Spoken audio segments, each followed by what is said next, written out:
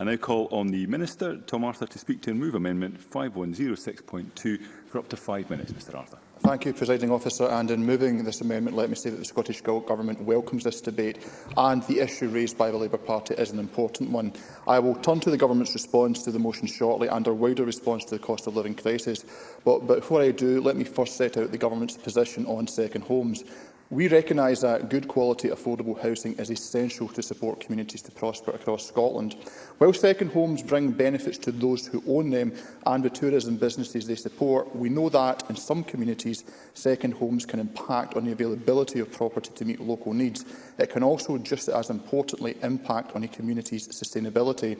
That's why we have already taken action on second homes. Since 2013, councils have been able to vary the discount against council tax for second homes, and since 2017 they've had the power to remove the discount in all or part of their council area.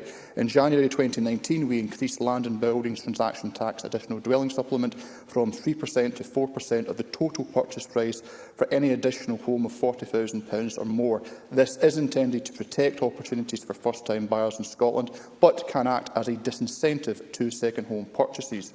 We will consider all options as we take forward our commitment to introduce powers for local authorities to manage the number of second homes in their areas. This will recognise there are different challenges faced by urban and rural areas, and will explore fiscal and non-fiscal options that will support the housing needs of different communities across Scotland. Turning to the issue raised by the motion today, we agree that it is clearly wrong that second homeowners benefit from the £400 energy rebate from the UK Government that the UK Government is making available. Using the council tax system to recover this £400 has merit, but is not straightforward. So we will work with COSLA and local government to examine all options to recover this money, including through a council tax levied on second homes. In fact, we will explore going beyond just second homes and also consider applying a similar measure to long-term empty homes as well. We will explore using the funds raised to support local cost of living responses on a fair and equitable basis across councils, and I can confirm that I will be writing to COSLA this afternoon, certainly. Neil Bibby. I thank the Minister for taking that intervention, and I welcome that he's going to explore this with COSLA. Obviously, we're living in a cost of living crisis at the moment. There's an emergency. We need to ensure additional support is going to those who most need it. So can I ask him about the timescales of that engagement? Because I don't think we've got time to waste in terms of recovering this money. Can I ask him what timescales he's going to be held in this case?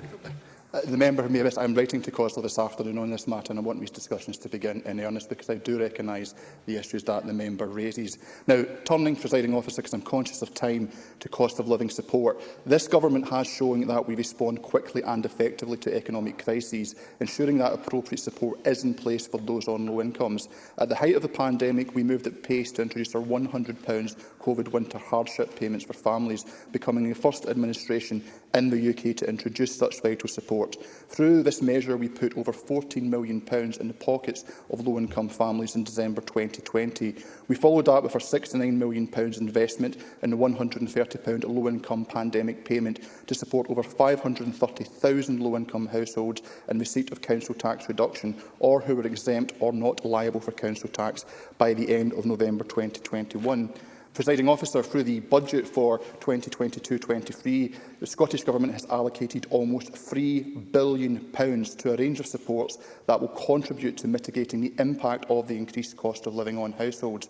This includes work to tackle child poverty, reduce inequalities and support financial well-being, alongside social security payments not available anywhere else in the UK. And our resource spending review prioritises £22.9 billion for social security assistance. Responding to the crisis, we also took the decision to uprate 8 Scottish benefits by 6% and to invest a further £10 million in our Fuel Insecurity Fund to support households at risk of severely rationing their energy use or self-disconnecting.